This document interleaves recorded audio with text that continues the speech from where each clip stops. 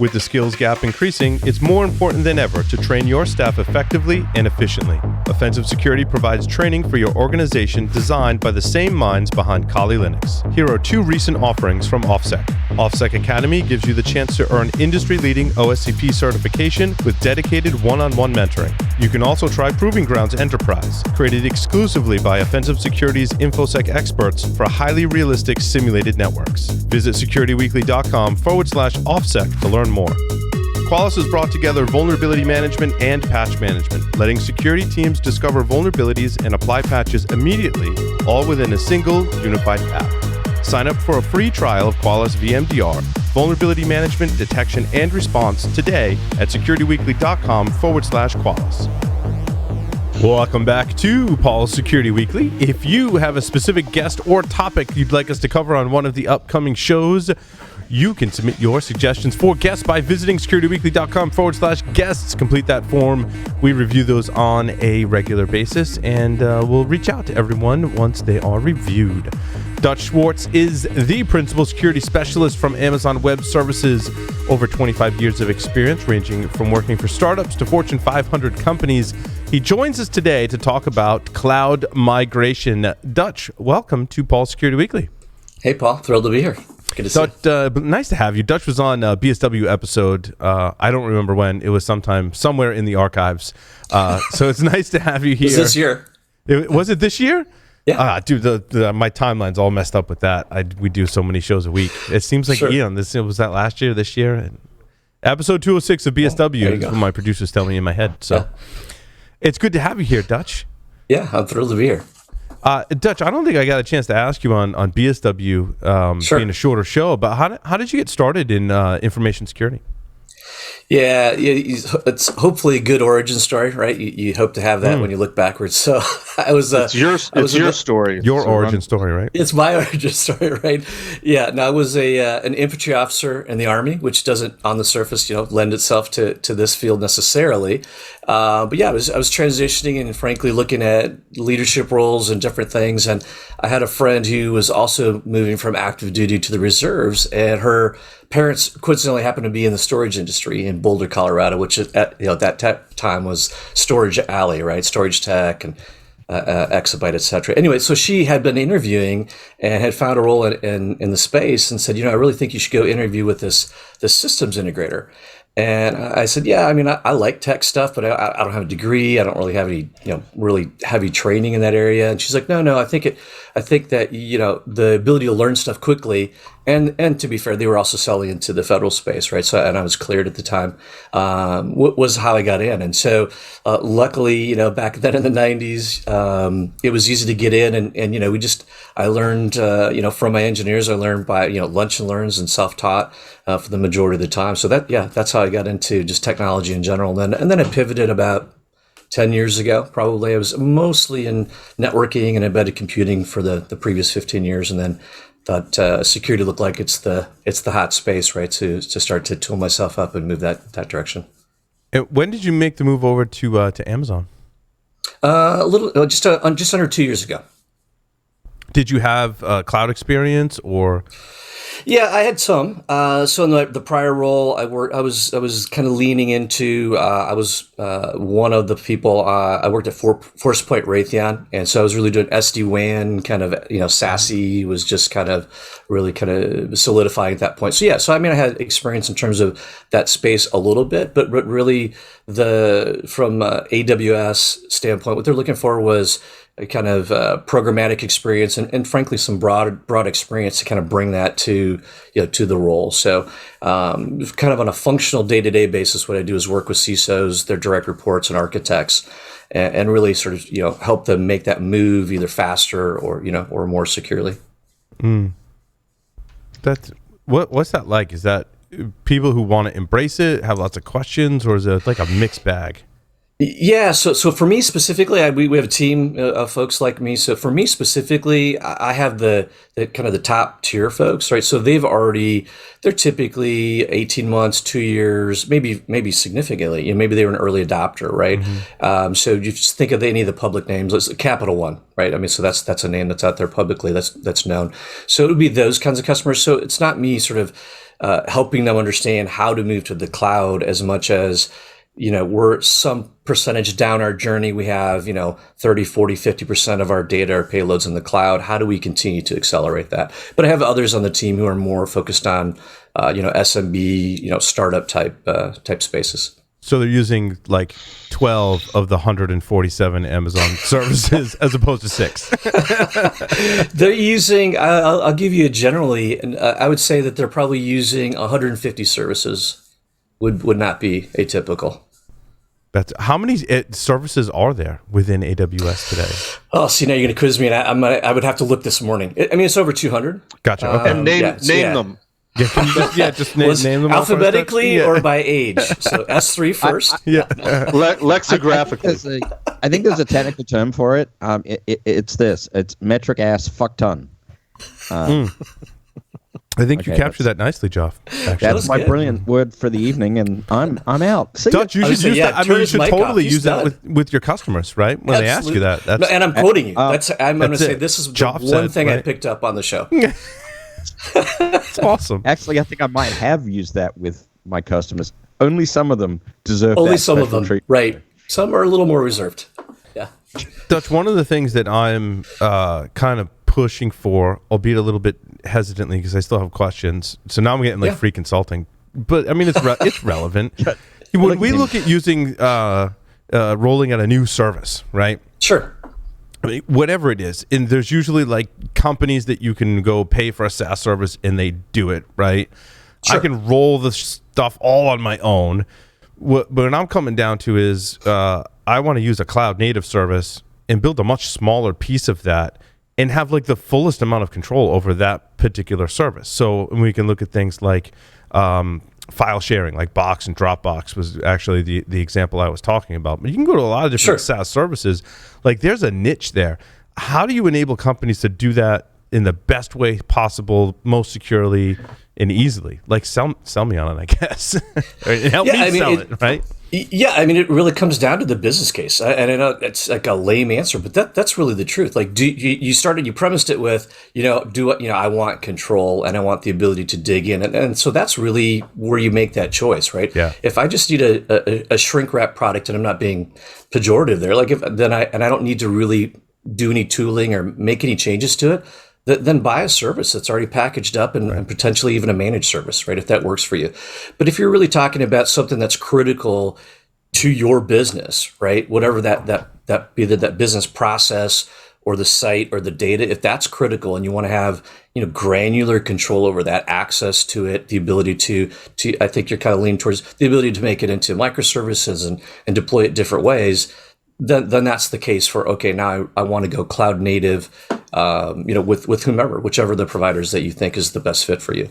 And the reality is many customers have more than one, right? I mean, multi-cloud is a legitimate thing, right? Most at scale, most enterprises have one that's more of a primary, if you will, than others.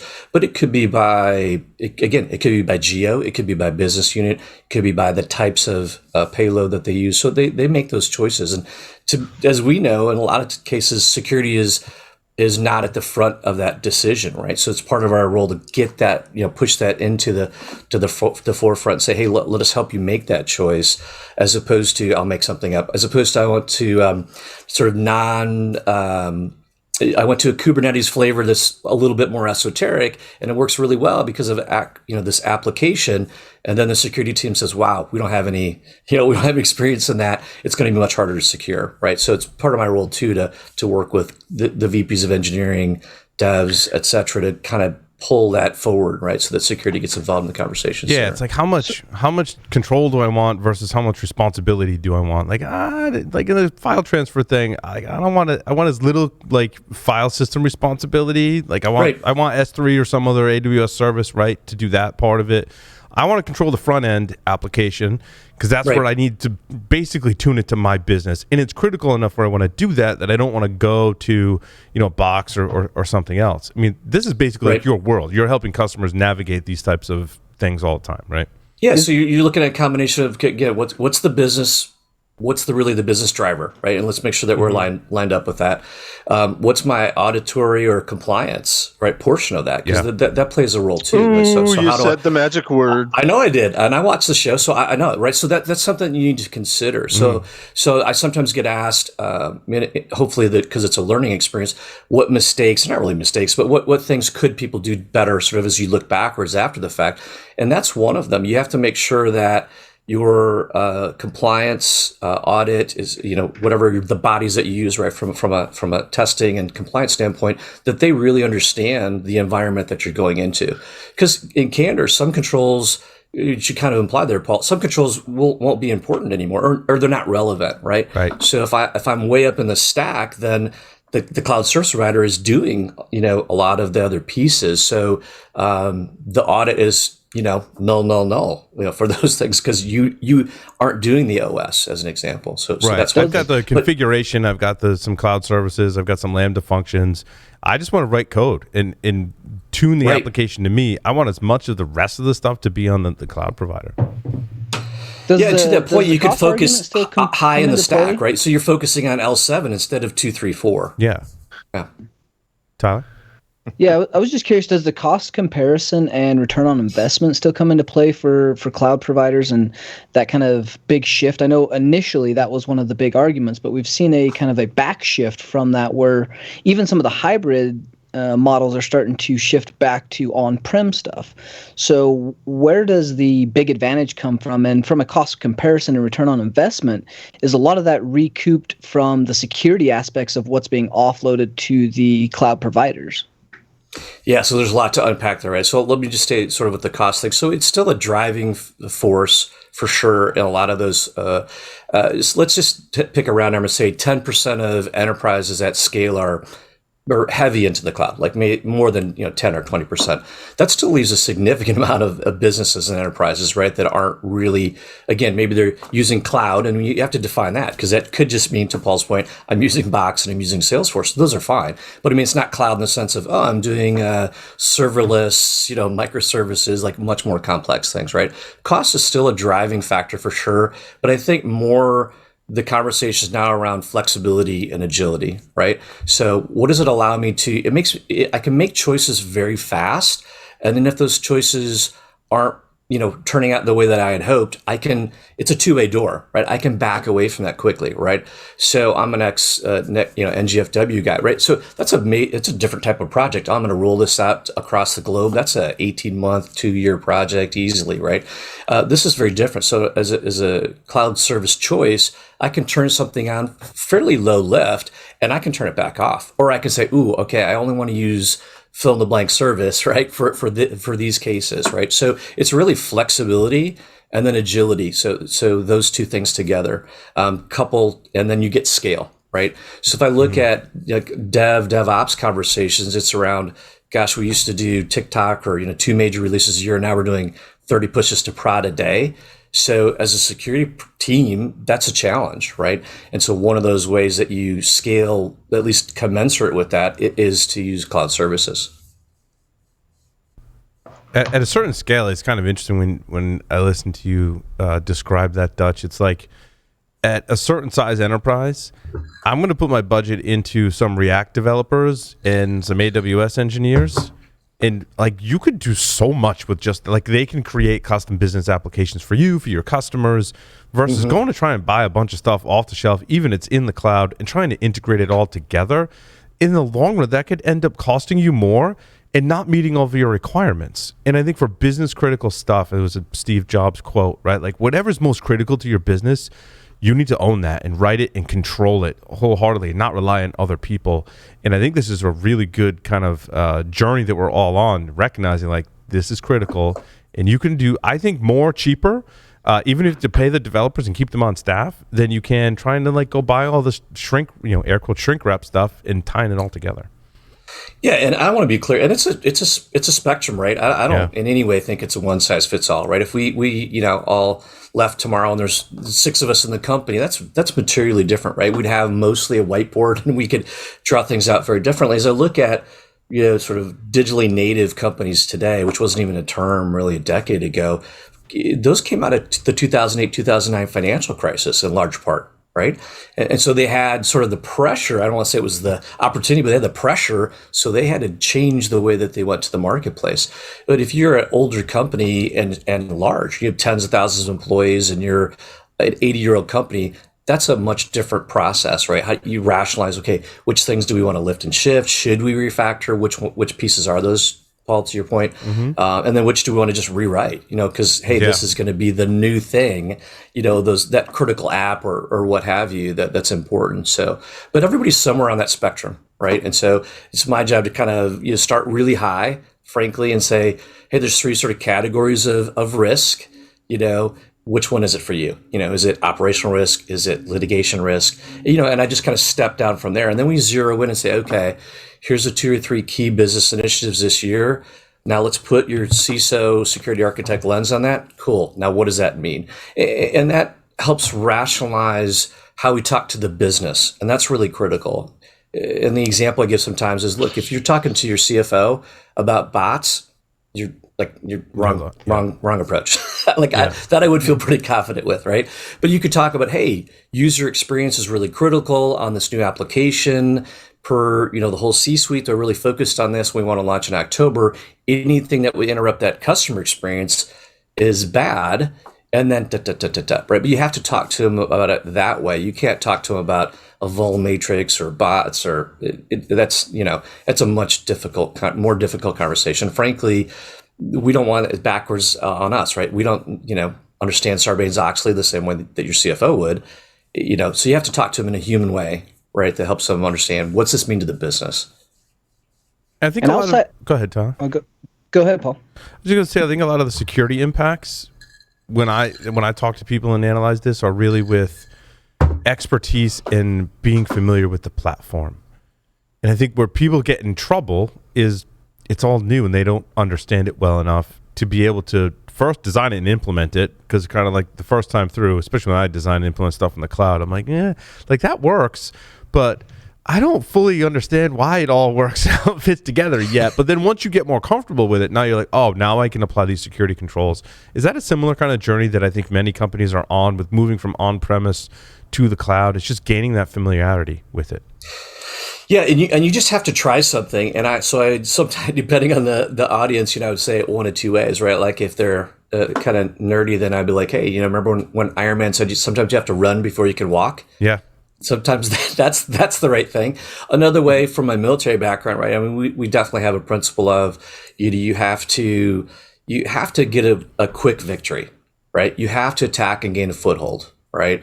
And so it's the same in the business world, right? You should pick an application or a project and get that win. Like, and I don't even just sort of politically and sort of for the visibility reasons, for yourself and for your team, right? So that you can get comfortable. So pick something that's been done by others before. Yeah. It's pretty well documented, right? You can go talk to 3 or 4 people in your Discord or Slack channel and get some tips and get that win under your belt, right? And that's the beauty of it. Then you can just iterate the heck out of that, right? You go, okay, cool, that worked, or it didn't work, but you can just spin that, right? Like I said, a lot of these choices are two-way doors. Right? You run fast at it and you run right back out when it doesn't work.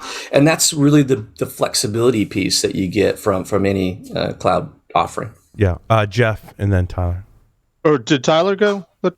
Sorry. Yeah, Tyler then Jeff. Me. Age before beauty, my friend. Age before beauty. So Jeff, then Tyler.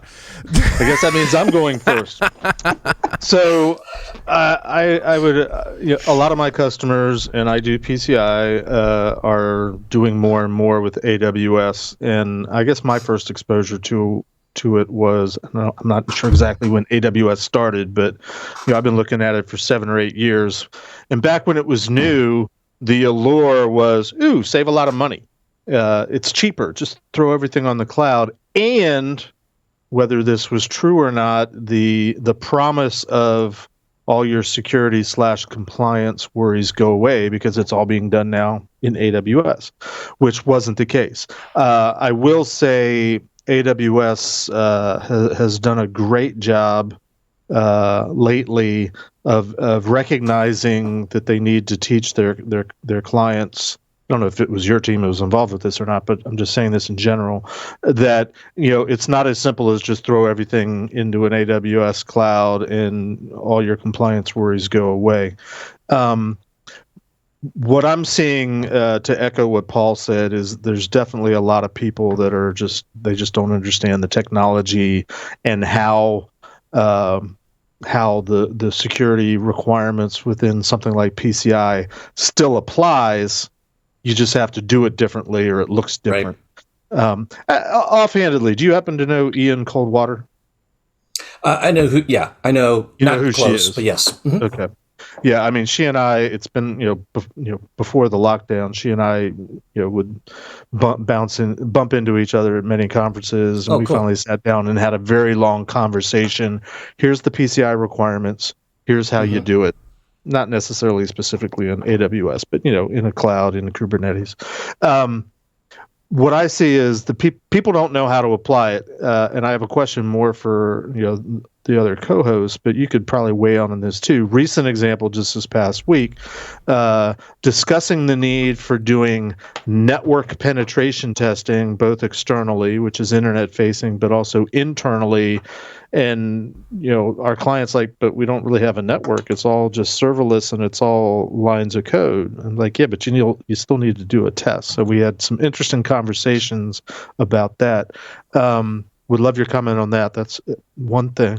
The other thing is I'm seeing more and more where the merchants who are the initial entity that's on the hook for PCI are engaging not with AWS directly, but with I'll call them hosting providers that are using AWS, as the backbone. They're hosting in AWS, so they're setting up the cloud environments, the customer environments on their behalf, and that's complicated. Just trying to sort out.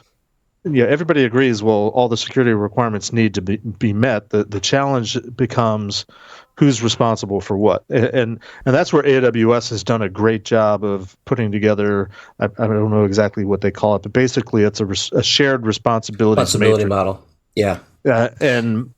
Which is it's a great starting point, but then have the conversation. Okay, if AWS isn't doing it by default, is it the hosting provider? Is it the merchant? Is it other third parties that the hosting provider has engaged, particularly the payment gateways and and that thing? That's the challenges that I'm seeing lately. Comments, thoughts? Yeah, so we could probably do a couple hours just on all those. So I'll start with the cost thing. I mean, there's definitely areas where you get cost savings, no doubt, right? So I won't sort of belabor those. But again, I think that one thing that it does is it allows you to get to shift where you put your focus, right? So, it allows you to kind of, to Paul's point, like, what's my most critical thing, right? And focus on that. Whether it's the new application that you're putting out or the site you're hosting, it allows you to shift the focus there. And so sort of that piece of the shared responsibility model, you nailed it. So when I get asked, again, like what people often, or where they miss the most. So like I said, one of them is making sure you're aligned to the business, because it's the business that probably selected to go to the cloud, right? Number two, it's dig deep into the shared responsibility model. And again, all providers have a concept around this, and they're fairly similar, right, conceptually. So somebody on the customer side really needs to understand it, and frankly, then you should push hard on your provider, whichever CSP or if it's somebody else, for them to really, you got to do like a tabletop, in my estimation. Like you should hash that out and say, if this happens. Right. It's one thing to look at a matrix, but you should tabletop it in my estimation. Right. And say, if this happens, who's actually, the person who has the lead? And you could do a racing matrix or however you want to kind of peel that onion. So did I answer the front part of your question there? You did. Okay. And then I think the back part of the question was, how do we get better? Yeah. The supply chain, I'll just call it supply chain loosely as it relates to the auditory requirements. It's challenging, right? When I talk with people in highly regulated spaces, so think FinServ, healthcare, they'll write that into the contractual agreements, right? So there won't be a fourth party. right? They'll just hardcore write it in, right, to eliminate that it doesn't go another tier, right? That's when it really starts, it becomes problematic, is when it goes like 4 or 5 tiers down, right? That person's outsourced some other part, right? So they'll just write it into their contract that's not allowable. If you can't do that, then you have to go back to, you've got to make a determination who is responsible for that. And this kind of circles back to your early point. I don't think that any of the cloud providers ever said, we got you 100% on, right? We always said, hey, we've got you here, right? So where that makes sense is, hey, you don't have to do SOC compliance or ISO or any of the 50 or 60 or 100 certs that any of the providers have. That does eliminate that, right? You don't have to do some of that, but you still have to, as you go up the stack, you have to think about who does that. And you're right, if it's not explicitly the cloud provider, then it's you, and that you is some combo of you and any other party that's in between those two. So you really have to work that out. So again, I'm going back to that other point, which is whoever's doing audits for you needs to understand that cloud environment, right? And so there's efforts, I'll just be generic, there's efforts to create kind of cloud audit academies that's happening in the space across multiple people. So that would be something that I would encourage people to look at, is make sure your provider, the audit provider, understands the cloud environment that you are specifically in. Let me push back real quick on one thing, and then Tyler, and then Sure. I'll yield the floor to Tyler. In the early days, my first exposure to AWS, which was probably going back to 2013, 2014, and I'm dealing with customers who had recently signed up for AWS.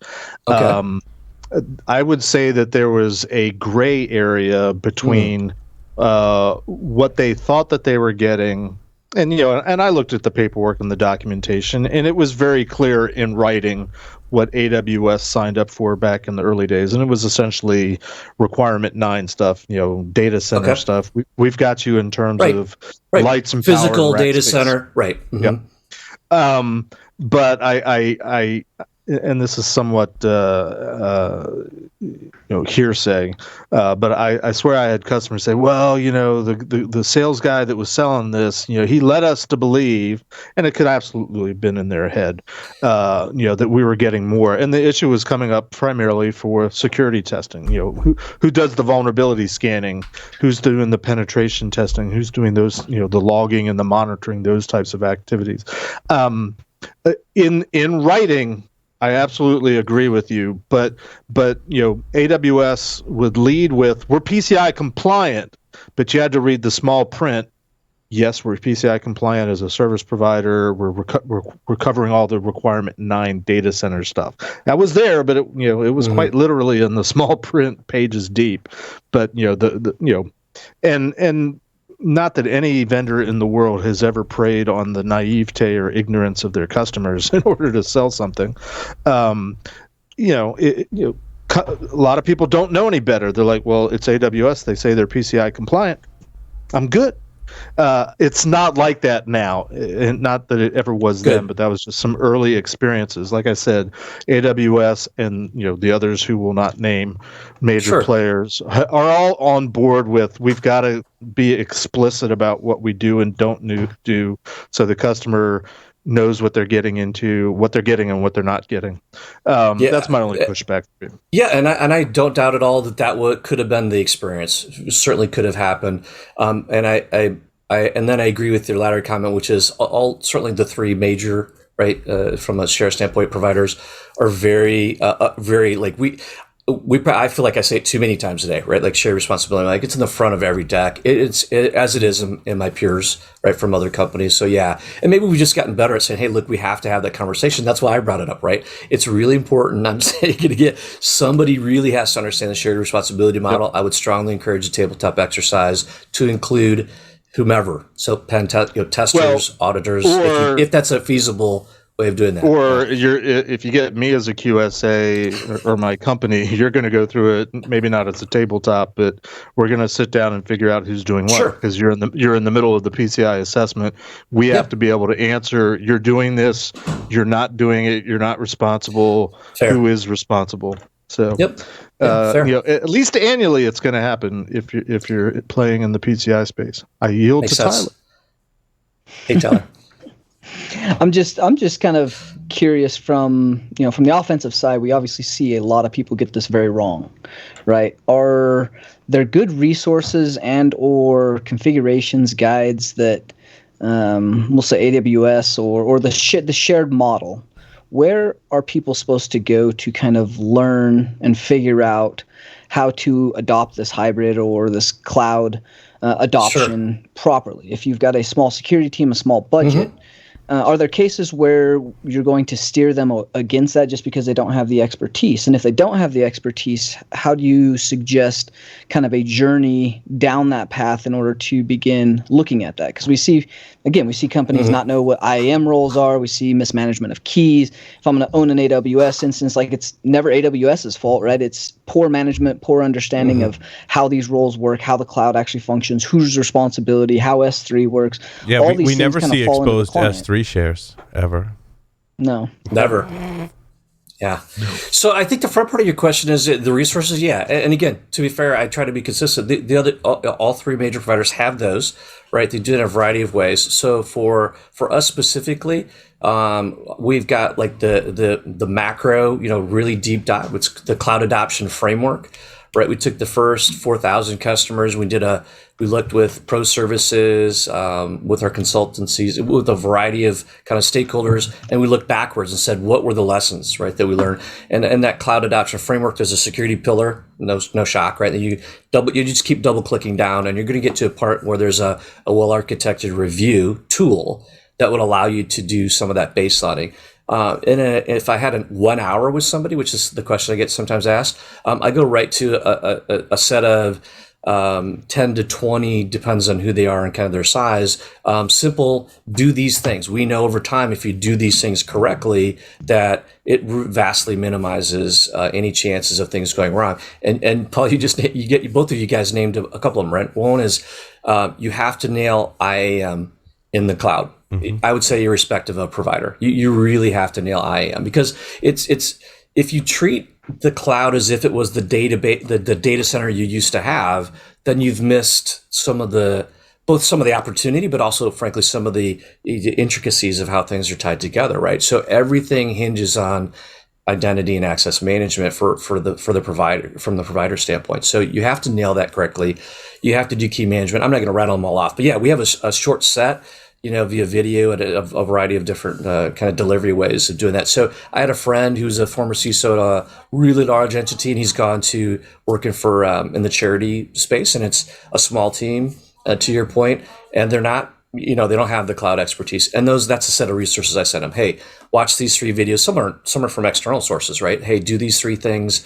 Look at these resources, and then come back to me, right, when you have some questions. And the last part of your question, I think, was how would you get started? I'll go back to find a simple win, right? So don't do the most complex or even maybe the most valuable part of your business first. Do something simple. To get that expertise built up. That's what's hard, though. I mean, because if you put priority on IAM, that's not just like a set it and forget it thing. As you progress and do more in the cloud, it's an iterative process to get IAM. It's not a set it and forget it, right? It's not like I set up Active Directory and I'm done. Yeah, you're right? Because things trigger based off of that, right? Access to the resources and the roles. So you do that. It has to be that is something that from my perspective, an ongoing thing, right? But you need to try to nail it really well at the beginning. Yep. But yeah, you've absolutely got to iterate that 100%. And when we're moving from on-prem to the cloud, how do you recommend people approach that? Do you have them literally start with like, all right, take this big honking thing and then just like host it in the cloud, and then break pieces off and implement different services? Is that the agreed upon strategy? And does that, like, how does the security model hold up? Sure. Better or worse? It's not one, right? I mean, so that's it. So we would say, what is that the business is trying to achieve? Because sometimes I'm willing to trade off a little bit of security risk because the speed is more critical to me. Yeah. Right. So in that scenario, potentially, maybe you do just lift and shift, right? That's what we would call that, right? You just literally take it and there's a bunch of migration tools at this point for most any application or payload. And so we'd have a migration path for you that would be fairly straightforward, right? And that would be, again, it's got to be a business choice, right? That risk has to be, I would say not only communicated, but acknowledged, right? By whether it's a VP of that particular business unit or the CEO or the staff, right? They have to do that. It can't just be like, well, we made this choice, CISO, and now you're stuck with it, right? I mean, there has to be some back and forth around that. So that's a simple one. And then if there's already development efforts, right? Again, if you're not starting from scratch, well, what's that development lifecycle look like? And are you guys, then I would start asking, frankly, more of that kind of question, right? Are you guys, security CI/CD, DevOps, DevSecOps? That'll start an argument. But, we'll ask those questions, because if that's what drives your revenue, then we're going to, with the security architects and the operators and the analysts, we're going to look at, okay, we need to just do guardrails, right? And my really dumb analogy is my youngest child is 10, right? And she thinks she's a great bowler. And that's because we have auto rails today, which we didn't have when I was a kid, right? So she could just chuck that thing down there, and as long as it stays in those, I mean, now she has occasionally thrown it over into the other lane. That does happen. But 99% of the time she stays in those, right? So you can use that concept of that if let them move fast, but give them a trade-off of what's allowed. And as long as there's not making up a number, 11 major security vulnerabilities, then let it fly. Right. Yeah. And then but you answered my next question too, right? How do you get that CI/CD pipeline, that dev process, whether it's like my dev process is renaming files and pushing out the application manually, all the way to like, I have some CI/CD. _1. Yeah. I have some CI/CD pipeline. It's not using a lot of cloud technologies. I mean, maybe a lot of it is locally, but both of those, I guess what we're coming down to is it takes a long time to get that stuff in the cloud. Even if you're lifting and shifting, or, I mean, conceivably you could rewrite 80% of the application just to get it in the cloud. It's a long process. And what you're saying is, regardless of what path you choose, I think that was really prolific, Dutch, that you got to put guardrails up so that people can't screw it up and can't screw up security to make it like really bad, right? Yeah, because if there's kind of 5 major business initiatives when we talk with customers that consistently come up, and 2 of those which feel like they're at odds. One is speed to market, right? And the other is customer experience. And sometimes those feel like they're at odds. And then how do I do that securely, right? And so that, like I said, I'll go back to my original, right? There's 3 types of risks, right? Do you have a risk management framework? How would the world end for you? Like, what would terrible look like, right? What do we need to do? Because what will often be the case is, and this could be frankly a smaller company or even a significantly sized company.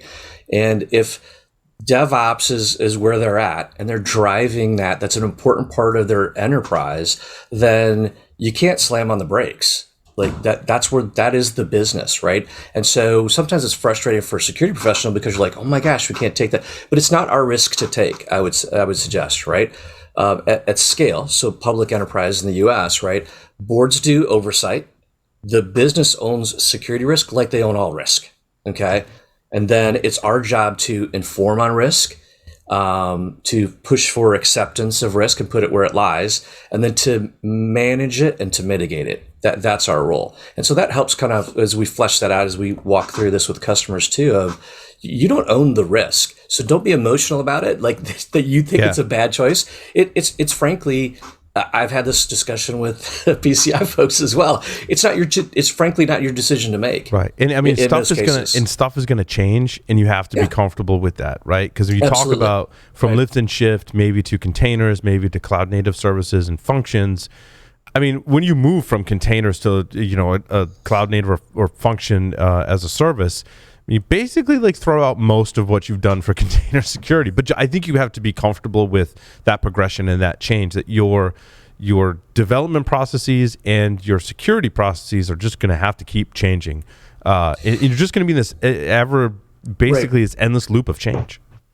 Yeah, absolutely. And so sometimes it feels daunting for individuals, right? But on the flip side, it also means you have a lot more chances to get it correct. And we don't and if you frame it that way, right?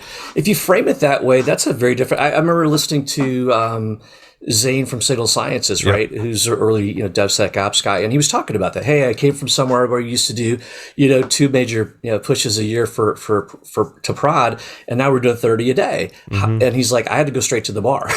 Like, how do we do this? Right. And I happened to be working with Etsy at the time, and so I saw some of this, and it was like mind blowing. I was at a different vendor, not in the cloud specifically, and I remember the questions they were asking about scale. I was in an NGFW and WAF companies at the time. I was like, what are you talking about? Like, the scale it just didn't even make sense to me. I couldn't understand it. So I had to really dig in and understand DevOps a little bit better to realize what they were doing. But you get that many chances to get security right also. So if you reframe it that way, you can make small iterative mistakes and get to a much better place, frankly, faster than you probably did. And there's one advantage too for again, any cloud domain really, and that's you have APIs. And so I would just want to throw that out so people think about that, right? If I have APIs, if everything is an API call, then things are knowable. Right, they are visible, and so I want to try to kind of point people to, like, there are some things that really are better for you if you think of it that way, right? So if you look at any risk management framework, the whole first section is about what? Assets, right? What do I have? Who has access, right? Basically, any of those.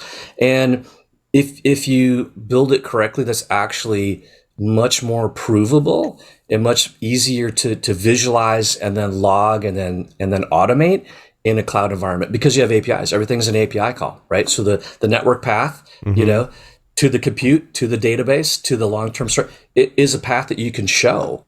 And so, and it's easy to log that, frankly. And so we have kind of a tongue-in-cheek thing. We say, log everything, keep it forever, and argue with your CFO. Because you can keep all of that. And it's really valuable if you think about it that way.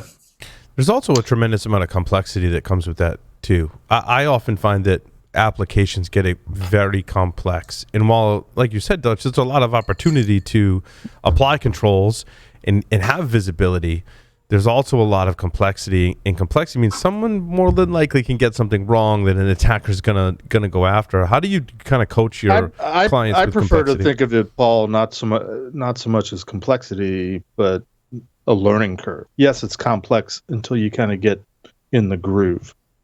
Because I agree with Dutch that, you made a comment, you had a discussion with PCI people. I hope you guys had the discussion of, it's not that the requirement doesn't apply anymore, whatever requirement you were discussing. It's how do you meet the requirement with the new way of doing things? I guess complexity in this example, Jeff, I agree with I get your point. Like, you're going from a more monolithic application to a suite of microservices that all have to talk to each other, and also the underlying architecture is almost like another microservice. The file system, the network, the configuration, all of your services from your application are now broken up, and they're all communicating via API. What are the controls I need to put in place, and how do I monitor that? Is, in my opinion, more complex than I've got this monolithic application that had like a web server and an app server and a database.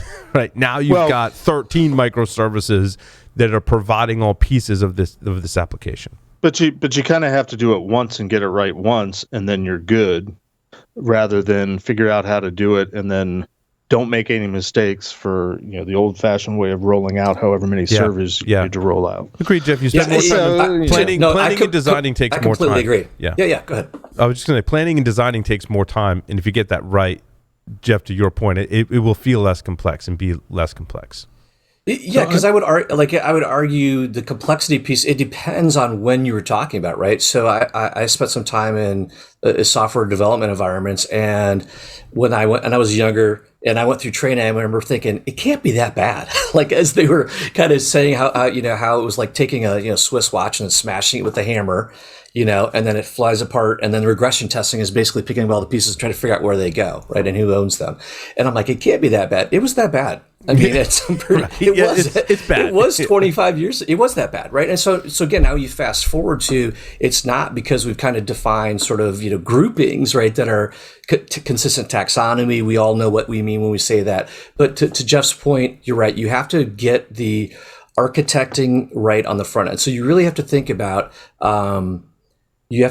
forms, templates, that kind of an approach, and you need to get that, ideally try to get that right at the beginning, because then, to Jeff's point, you're right, because then you can just push it, right? You just automate it, and obviously you still have checks and the things that you do to make sure that access and resource and all the things are still commensurate with where they should be, but that's the key, right? So if I've got an API, things are visible, I can log those things, then I can automate those things, right? And so to make a change at scale when you have 100,000 customers or employees across multiple countries is way easier once you get that architecting, the templates, that stuff done.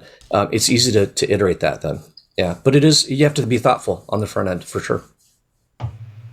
So I should say, I do concede, Paul, that it is extremely complex to do it initially. But I have customers that rely on the fact that AWS is, and forgive me, I don't know your terminology. I would bastardize and say the image, the gold image, whatever the the AMI thing is.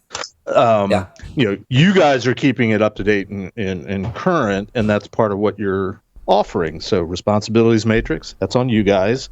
My customer isn't patching anymore. Right, that's correct. Yeah, and so you just take that off the plate. And again, it's more about then you get to shift the resources right now, right? Because you probably didn't get a degree or certification to do patching, like I didn't. Right. I don't, I mean, so I'm being a little tongue in cheek, but I mean it's the same way. It's like maybe a dumb analogy, like when I went, in the space of we had PBXs and telephony, and then voice over IP came out, right? There was the same struggle, like, oh, but what does this mean? And I'm like, right, but it's at S7, but you got to get 3 and 4 really, you got to nail them, right? But once you do, super easy to deploy, right? But you really have to think about, well, who's my provider? Where's the handoff? So you do have to think about it, but this is not a new, like we've gone through iterations like that. So, but yeah, you have to stop and think about it and sort of look at your own biases as much as you can and figure out, well, how do I make the most out of this? Yeah. So, Lee. So one of the things that I've been struggling with cloud migrations is that the customer really doesn't understand the data they're migrating and I'm in a very highly regulated space. Very compliance is a thing, and the type of data and its protections are paramount. So, of course, we're in the FedRAMP side of our cloud providers. Sure. And there's all these cool offerings that are available, but they haven't been FedRAMP certified, and our users want to use them right away. I'm just been, like I said, is that really only in the highly regulated spaces that people aren't aware of their data protection requirements and how the process that has to be behind using services? No, I would suggest it's slowing the hell out of us. Oh, yeah, I would say no, it's not there. I would suggest, but they feel it first. Right, I mean, in candor, right? I mean, because there's a regulatory and compliance pressures to get that correct. But no, I mean, data, sensitive data classification, taxonomy, data law. Those are all still enterprise questions that come up. But it is for sure the federal government, right? Financial services and healthcare, like those. If I would generalize, it's those 3 spaces that are really pushing on those offerings, to get those correct. Did I answer your question? Yes, you did, actually, and that's good. I mean, I know we can tell when we're getting a professional services person that hasn't dealt in government when they complain about the amount of acronyms. Acronyms make the federal government go round. If you learn them all, we'll make more. Yeah, in my time the problem is the right? federal government needs to go from point A to point B, not loop back to point A all the time. Yeah, in my day, right? So maybe Jeff or somebody else will agree, but like we used to have the SEI, right, which was your fill, your data encryption, if you will, right? And then we went to electronic versions of that, and then we changed the acronym to CEOI, and I'm like, is it the same thing? But it's the same thing, right? And I was really convinced that there was just. And I was an enlisted officer, so I'll pick on either one. So I just was convinced there's some major somewhere who had changed one letter, and that's how he got a ribbon. Like that was his whole thing for the year. So yeah, we just make up acronyms because it makes us feel super smart, and it also excludes people. Yep. When I was working at a certain place in the manual crypto systems shop, which was producing the paper one-time pads. Yeah. Okay. The office next door to me, my sister branch, as it were, was responsible for the CEOIs. There you go. Yep. There you go. Although I think it meant something different back in those days, because I don't think you're older than me, but I hear what you're saying. Yeah. So, more questions? The other question I had is, we talked a lot about lift and shift and versus really optimizing for cloud workload. Is that really happening, that people are going for a cloud optimal, or are people just locked into lift and shift because it worked over here like this and I can use the migration tool? I mean, I really would like to see them rebuild for cloud, but I'm just wondering, are people really doing it? Absolutely. Absolutely. And I would say in the last 3 years, it's accelerated towards that, right? So again, it's hard to make a real big generalization because it depends on the size of the entity and the complexity. But absolutely, even companies who are who are younger companies, and so maybe they're only 10 or 15 years old, and I would walk in and think, oh, they're probably already leaning towards the cloud in that way. But they had to start with something, right? But they're much more willing to say, hey, we're gonna optimize this, right? We're gonna refactor it, we're gonna rebuild it, because we know that the speed is so critical. Getting that new app out is what drives the company. So yeah, they are absolutely doing that. There's a ramp up time. It requires training though, Dutch, right? Yeah. It does require training, and so each of the providers has like a mapping, of how to do that, right? In our case, we call it a Cloud Center of Excellence, right? There's a bunch of resources and trainings, if not all, most of which are free, right? Yeah, because we want to obviously enable you, right, to get it right. But also from a security person's view, like don't skip the training. And I know a lot of us hackers, like we like to be like, I'll just figure it. Like, don't skip the training, because I really think that's how a lot of the issues with security present itself in the cloud. Like, there's not a lot of shortcuts. Right, we're talking about this scale in applications. Yeah, no, absolutely. Yeah. Like our own CISO, recently, he was talking about, again, kind of the fundamentals. And again, I wish it was something really esoteric. It's not. Like, he calls it eat your veggies. Like, you just have to do those things. Yeah. And like sometimes it resonates with people in a different way. Like I saw a thing where Peyton Manning was speaking, and I'm not necessarily a Peyton Manning or Colts fan, but the one thing about his talk I thought was interesting, he talked about every summer going back to work with his college coach on his footwork. So he's 17, 18, 19 years in, and every summer he still went and did it. And so there's some really interesting research around. There's some fields where we don't do that. Like the music industry doesn't necessarily do that. For some odd reason, surgeons don't seem to do that. But sometimes we don't do that, right, in our space, to be blunt. And we should, right? If you do the fundamental things correctly, well over 95% of the things are either gone or really reduced. But especially in AWS's case, Dutch, like the fundamentals change. And I mean, I think that's frustrating for a lot of us, but I also think it's a good thing in that the technology is constantly pushing forward. But if you're not paying attention, that documentation you read 3 months ago is likely out of date. And so I think it requires that constant retraining and focus on understanding it. I would say that ultimately you're probably in a better state. So I'll be careful here, but I would say that there's a lot of places that they felt like they had good control because they could walk to their data center, or it was a colo and they thought they could go take a peek at it. If I was really being hardcore and doing an assessment, I'd say, no, you weren't. And your dev cycle wasn't as good as you thought it was, right? You just didn't look at it that way because you felt like you owned it, like you could put your hands on it, right? So what to flip side, because I don't like to be kind of pessimistic, the flip side of that is the business has made a decision to make a change. Okay, the business did that, right? So you need to align your people to that change, and you say, how do we optimize this? How do we make the most out of it? You know what you do? You should go back and relook. Go look at your GRC policies, right? Go look at, wow, do we still need to do this? Why are we having access? You should think about it as it's any kind of inflection point like that. You're going to make a change anyway. It's a chance for you to pause, and you should go look at your GRC.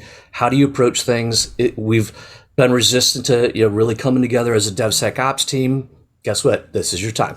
Like that, and I don't know what it is for each person. Each company entity is different, right? But I've seen lots of cases where they thought they were secure, and if I brought Jeff and some other people in, no, they weren't. So it's a chance to relook at things, and you should take that chance because you're making a change anyway. I think there's one aspect you left out, and it's not a bad thing. I mean, but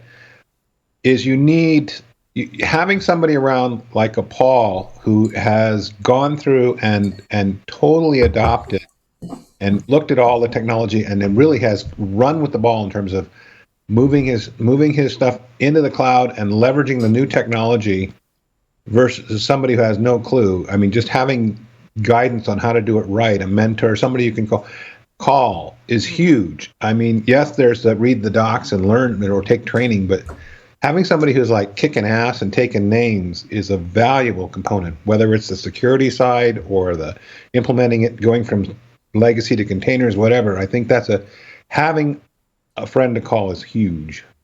I think having more completely people. agree. Yeah, and so plug for whatever your associations or organizations are, right? So I agree, because it cuts through to your point. Sometimes all the complexity and go, hey, I'm trying to do this. Like I just did that yesterday I pinged 3 CISOs. I'm like, hey, I'm reading this thing. How do you guys do it? And they boom, boom, boom. They gave me 3 answers, and they're I triangulate them. Okay, cool. I kind of thought, but you're right. You need the phone a friend, the Discord, the Slack channel, the association, CSA, whatever it is. But you're right. That it shortens that time to understanding significantly. Yeah, we need more people that have done that stuff in the cloud too. I wish I had more people in my Rolodex, right? That know how to do it. I think that's slowly getting better as more people make this shift from on-prem to cloud. Sure, it's a function of time, right? Yeah. You're right. I mean, Jeff kind of alluded to that, like when he first was touching cloud, sounded like 13, 14. Think about that, guys. I mean, it's less than a decade ago, right? I mean, that's not that long. So I had somebody ask me a couple of weeks ago, like, hey, I'll make up a number, who are the top 25 cloud CISOs, that you follow? And I'm like, I don't know if there are 25. Yeah, maybe 10, I mean, like 50, I was I was a friend, so I was joking, right? No, but I'm I agree, though. Yeah, I don't know if there's at the risk of further dating the other providers, but there's, it's still young, guys. It's less than 20 years, So it's still I was going to say, at the risk of dating myself, everybody knows I'm old. I worked with a company back in 99, 2000 that I would call a cloud provider. So it's 20-ish years it's been around. Yeah. So still soon, right? Right. And again, if you consider many companies, entities are only slightly dabbling in it. And again, we do cloud. Okay, cool. Like, what do you mean? Right? Because it can really be a swing, in terms of how complex and is it really central to their business? So yeah, it's still new, right? So there's no the compression algorithm for that is phone a friend. Well, in internet years, it's not just new, but in the grand scheme of civilization, it's still pretty new. Fair. Even in the business process sense, it's pretty new. Agreedly. Yeah, you're right. Yep. These decision points that we're at in our journey of how do I update this application? Maybe I want to start going towards the cloud. And then as we have gone into great detail in this interview, right, there's a lot of decision points, and they're unique to almost not just every business, but every application, every problem you're trying to solve is a unique. I mean, you see this every day, Dutch, right? It's a unique conversation. It's different. Everything's different for every use case going to the cloud. Well, some of the questions are the same, right? The questions are generally the same for me. Yeah, the outcome, the outputs of that question will then help them decide, okay, which is the A, B, or C path. They're all equally fine, but so it's my job to kind of, I don't know, Gandalf them, which I feel like based on what I'm hearing makes sense. We started with like those really big Lego bricks to put stuff together, and now we've just got like the piece that has 10,000 pieces in it. We've got really small Lego pieces, so there's a lot more different ways to build it, right? And security folks need to get comfortable with that. I'm like not being like kind of aggressive, but I mean that is the case, right? So you have to be comfortable with being able to break things apart and put them back together. You can't just think about the era where like there would be an argument about like, who controls the NGFW. Right, because it sits in the rack, right, and so a lot of times network ops folks, were air quotes controlling it, but then the security people are like, well, no, it should be my thing, right? Well, but also it was pretty static, right? I mean, let's be clear. I did a lot of those. Once we got the green blinky lights, networking people were fine, right? Latency, jitter, green lights, they're good, right? They didn't care. And the security people are like, well, no, we have to tune. They're like, no, don't do that. Yeah. If things are working, don't do it. And so we've come a long way, right? And why was it? Well, the risk reward was very different, right? The risk was really high. The reward seemed pretty low. But now when you think of the two-way doors, that changes that paradigm, right? Again, my risk is smaller and iterative, or I can control my blast radius, whatever analogy you feel comfortable with, right? But it's different. You just have cloud's not a tool or a set of tools. I would suggest like Agile and DevOps is a way of thinking about things, right? And you got to get that right.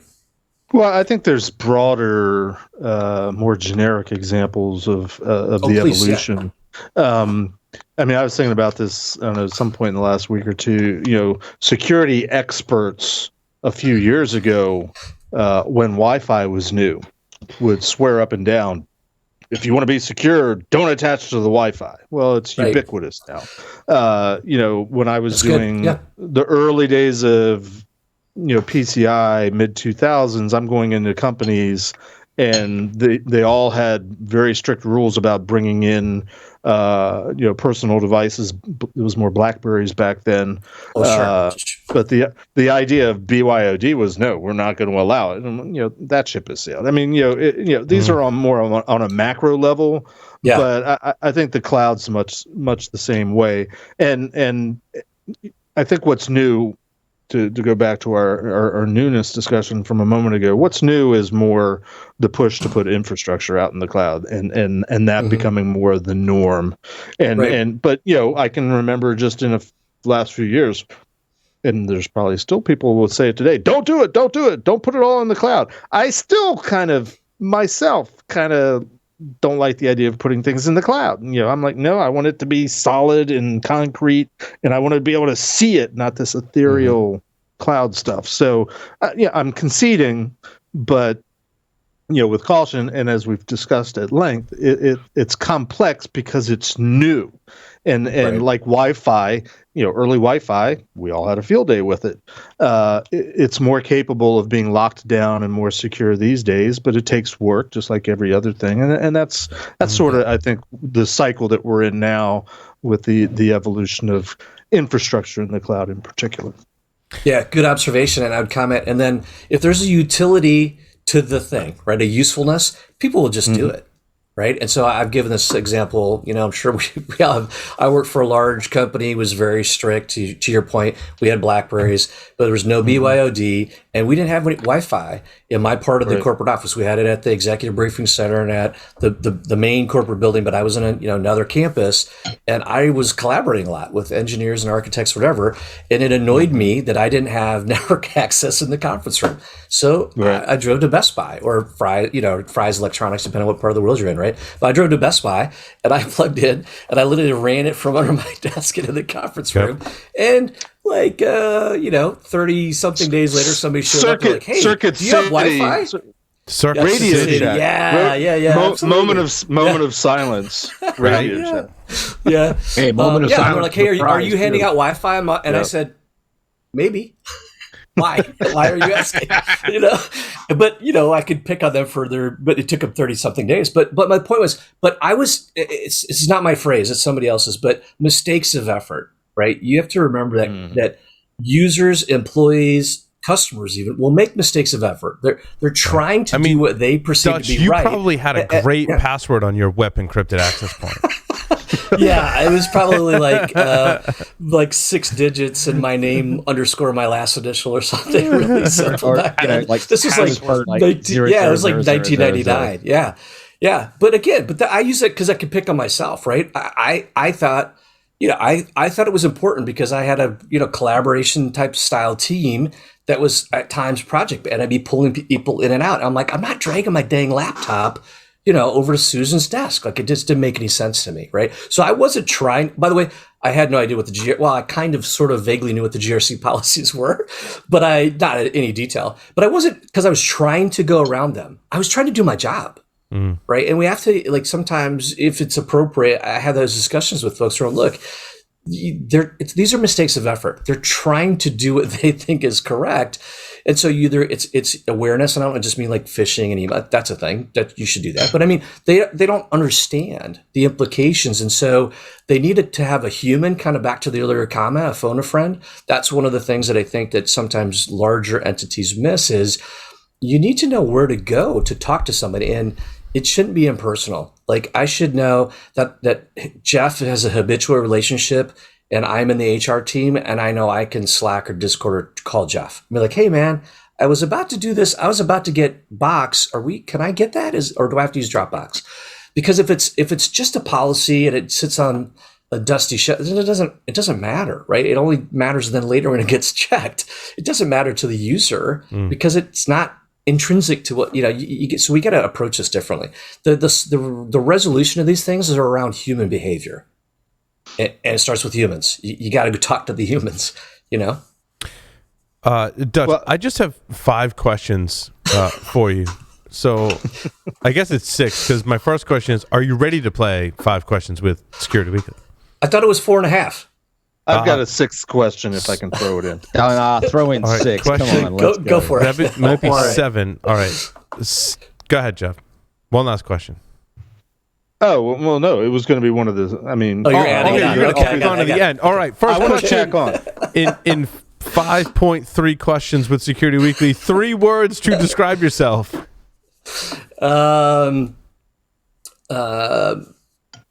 Humorous, interested, and driven.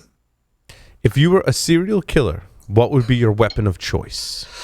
My weapon of choice would be a old school sewing stick, and I would file it down and I would shove it up your nose and kill you silently. Damn, he had that in the barrel. That is Wow. disturbingly specific. If you wrote a book about It's not like he thought about that one. Yeah. Well, I mean, know. you got to remember, I was an infantry officer, right? There I you went go. to the. All right, good we'd point. sit around and ask these questions. If you wrote a book about yourself, what would the title be? Dutch, a life revisited over whiskey. What is your favorite hacker movie? Oh man, I actually didn't really listen to these questions that closely before, so I don't know what my favorite hacker movie is.